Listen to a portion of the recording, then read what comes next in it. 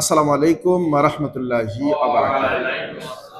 এখনো বাংলাদেশের সকল ইমামদের সাধারণ মানুষের ভিতরে একটা মর্যাদা সম্মান আছে, কথা ঠিক কিনা? তার কারণ আমি যেটা লক্ষ্য করি যে স্কুলে সবাই আসে না। একজন ডিসি সাহেব তার বাচ্চা ভর্তি করতে স্কুলে যায় না, যায়। একজন এসপি সাহেব বাজার করতে যায় না, কি একজন জজ অসুস্থ হলে ডাক্তার তার বাড়িতে যায়, তিনি হাসপাতালে যান না, যায়। তাহলে স্কুলেতে সবাই আসে না, শিক্ষা প্রতিষ্ঠানে সবাই যায় না, হাটে বাজারে সবাই যায় না, ব্যবসা বাণিজ্য করতে সবাই যায় না, কিন্তু মসজিদে সবাই আসে, কথা ঠিক কিনা? জজ সাহেব জুমার নামাজ পড়তে মসজিদে আসে না, ডিসি সাহেব জুমার নামাজ পড়তে মসজিদে আসে না, প্রাইম মিনিস্টার যিনি প্রধান উপদেষ্টা তিনি মসজিদে যান না। তাহলে একটি জায়গায় সকল শ্রেণী, যেখানে দিন মজুররাও যায়, ব্যবসায়ী, চাকরিজীবী এবং একটা রাষ্ট্রের সর্বোচ্চ দায়িত্বশীল ব্যক্তিরাও কিন্তু ইমামের পিছনে যেয়ে ইক্তিদা করে, আলহামদুলিল্লাহ। এই জন্য আমি মনে করি বাংলাদেশের এখনো সর্বোচ্চ সম্মানের অধিকারে ইমামরা, কিন্তু ইমামরা তাদের যে অধিকার, যে মর্যাদা, সেটা থেকে তারা বঞ্চিত। আমি সৌদি আরবে দেখছি যে স্বরাষ্ট্রমন্ত্রী বা প্রেসিডেন্টের আলাদা প্রোটোকল দেওয়ার জন্য সশস্ত্র বাহিনী থাকে, আর সেখানে মসজিদের হারাম শরীফের ইমামের জন্য একই সিস্টেমে প্রশাসনিক যারা কাজে নিয়োজিত আছে তাদের সাথে একই অবস্থা, তাদেরকে প্রোটোকল মেনটেন করা হয়। সেখানে রাষ্ট্রীয় প্রধানের যেমন গুরুত্ব, পাশাপাশি ইমামদের গুরুত্বও কম না। প্রিয় উপস্থিতি, আপনারা জানেন বিশ্বনবী মুহাম্মদ রাসূলুল্লাহ সাল্লাল্লাহু আলাইহি সাল্লাম 40টা বছর একটা সম্প্রদায়ের ভিতরে একটা সমাজকে পরিবর্তনের জন্য তিনি কাজ করেছেন, যে ইতিহাস আপনাদের কাছে পরিষ্কার। প্রিয় উপস্থিতি, এত কিছু করার পরেও যখন তিনি ফার্স্ট টাইম ওহী পাইলেন সূরা আলাকের 5 আয়াত, এরপরে দ্বিতীয় ওহী পাইলেন সূরা মুদ্দাসসিরের ইয়া আইয়ুহাল মুদ্দাসসির কুম ফাআনদির ওয়া রাব্বুকা ফাকাব্বির। এই অবস্থা আল্লাহ পাক তাকে ডাকলেন, তিনি বিশ্রামে গেলেন, একটু ভীত সন্ত্রস্ত হলেন। তিনি বিশ্রামে যাওয়ার পরে কম্বল মুড়ি দিয়ে শুয়েছিলেন, অনেক ইতিহাস আপনারা জানেন। এমন অবস্থা আল্লাহ তাকে ডাক দিলেন, ইয়া আইয়ুহাল মুদ্দাসসির, যিনি কম্বল মুড়ি দিয়ে শুয়ে আছো, উঠে পড়ো, কুম ফাআনদির, ওঠো এবং এই জাতিকে সতর্ক করো, তাদেরকে সাবধান করো, তাদেরকে আল্লাহর ভয় দেখাও।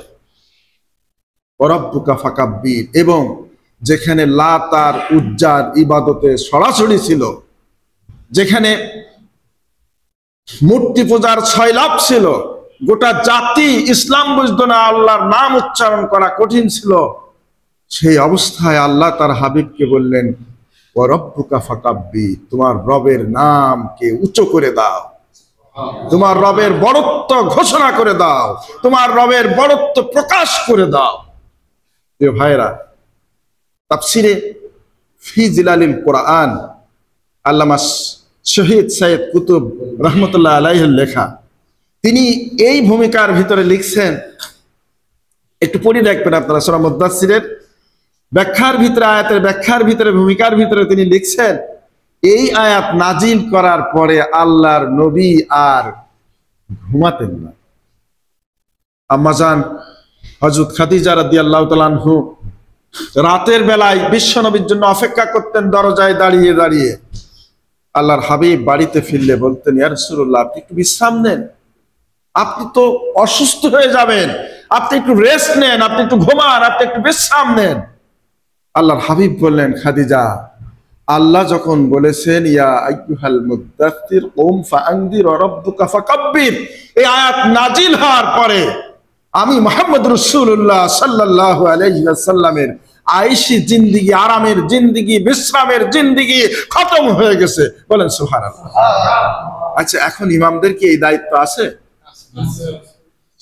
সেই নবী সাল্লাল্লাহু আলাইহি সাল্লাম তিনি সমাজ পরিচালক ছিল, তিনি মসজিদের ইমাম ছিলেন, তিনি একজন প্রধান সেনাপতি ছিলেন, তিনি যুদ্ধের ময়দান নেতৃত্ব দিয়েছেন, তিনি সমাজের নেতৃত্ব দিয়েছেন, তিনি ক্লাব পাঠাগারের নেতৃত্ব দিয়েছেন, তিনি মসজিদের নেতৃত্ব দিয়েছেন, আবার রাষ্ট্রের নেতৃত্বও তিনি দিয়েছেন, কথা ঠিক কিনা?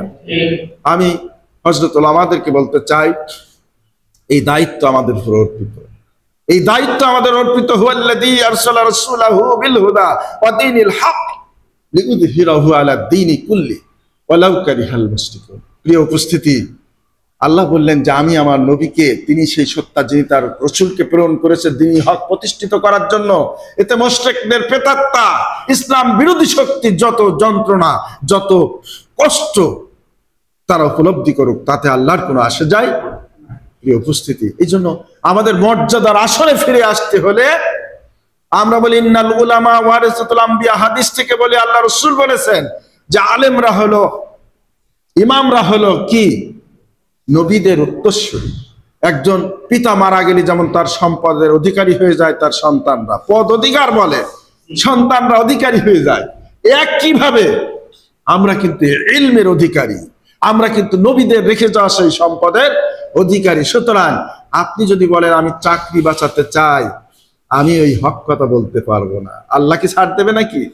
আপনাকে কোরআনের প্রতিটা আয়াত, প্রতিটি ব্যাখ্যা বিশ্লেষণ আপনার মুসাল্লি, আপনার জাতির সামনে আপনাকে পেশ করতে হবে, নইলে কিন্তু নাজাতের কোনো পথ। প্রিয় ভাইরা, এই জন্য আমি সকলকে বলতে চাই, আমরা আমাদের মর্যাদা ফিরে পেতে চাই। আজকে কথায় কথায় ইমামদের চাকরি চলে যায়, কথা ঠিক কিনা? কথায় কথায় ইমামদের চাকরি চলে যায়। আমরা যদি গদখালি ইউনিয়নের ৬২টা ইমাম ঐক্যবদ্ধ থাকি, ওই কমিটির কোনো ক্ষমতা নেই ইমামের চাকরি ছুটোই দেয়া। আপনারা দেখছেন শিক্ষকরা 20% ভাতা সুবিধা ভাড়া পাওয়ার জন্য আন্দোলন করেছে, তারা সফল হয়েছে? আমার তো মনে হয় যদি ইমামরাও তাদের মর্যাদা পাওয়ার জন্য, তাদের অধিকার পাওয়ার জন্য রাস্তায় নামতো, ইমামদের দাবি এই রাষ্ট্র, এই গভর্নমেন্ট মেনে নিতে বাধ্য, কথা ঠিক কিনা? শুধু একটি জুম্মা হবে জিকরগাছা ওই রাজপথে, বাজারের রাজপথে।